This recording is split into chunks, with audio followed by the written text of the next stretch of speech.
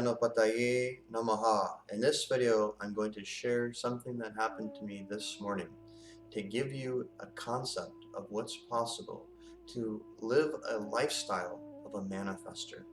Now, manifestation or being a manifestor is not just about manifesting these big long-term goals. The more you progress as a manifestor, you'll start being able to control and dictate mundane circumstances as they arise. This is a big part of living a manifestor lifestyle. So what happened to me was yesterday, I scheduled two separate calls with two groups of people. One group was at 10 a.m., one group was at 11 a.m.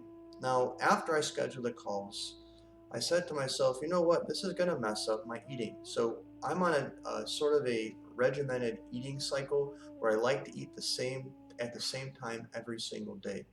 And I like to have my lunch at 10 a.m. So after I scheduled, I said to myself, this is going to mess up my eating cycle. I'd like to have this arranged in a certain way where I can still have my lunch at 10 a.m. And the next day, this morning, that is, I was checking my phone and I got a message from the woman who I was scheduled with at 10 a.m. And she messaged me out of the blue and said, hey, can we please reschedule this call to tomorrow? And I just smiled and I knew it was a manifestation that just came to life. And I thought I want to share this with you because these kinds of things are happening to me more frequently. And I think it's important to have this concept that you can control the mundane circumstances as they arise. Now, next, I want to get into some of the tips on how you can start doing this.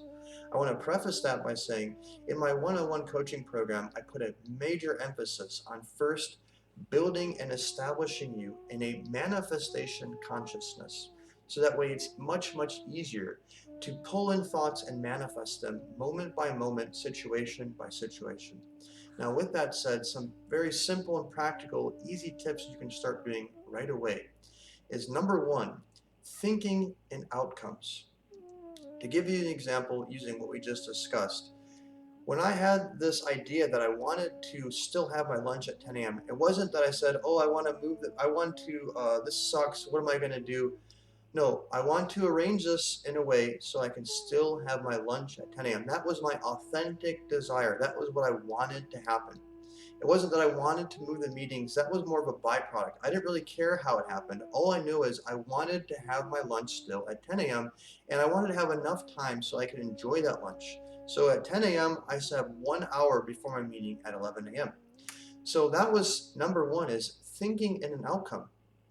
And this bridges into the second thing, which is not getting pulled into the how-to.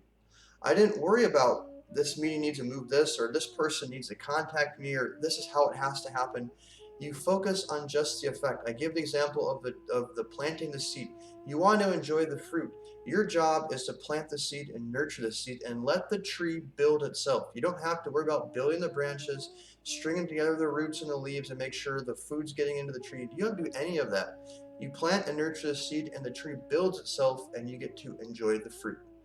The next thing is this concept of flipping this outcome you want to create in the present tense as if it's already happened, and then pumping the emotion into it and feeling it as if it's already happened. Because what we are trying to do is build the memory in advance that this event or outcome has already taken place. That happens through the thought and the emotion.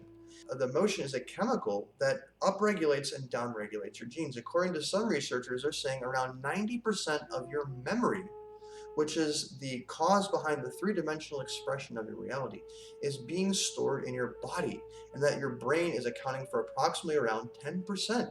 So you can see how important the emotional component to this is.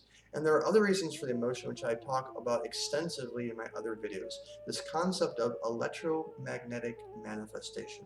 So you distill your outcome, you focus on the outcome, you don't worry about how it happens.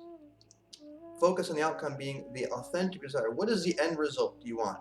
And then cultivating the emotion as if it's already happened with a present tense thought.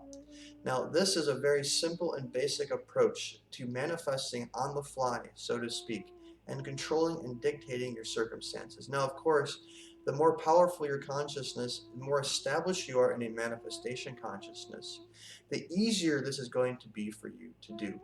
So I hope this video helps give you some practical tips and concepts you can start implementing right away to get faster results in your manifestations. If you'd like to be trained by me one-on-one using the techniques that I'm using and the process that I'm using, leave a comment below with the words discovery call and we can set up a free consultation call. As always, happy manifesting and God bless.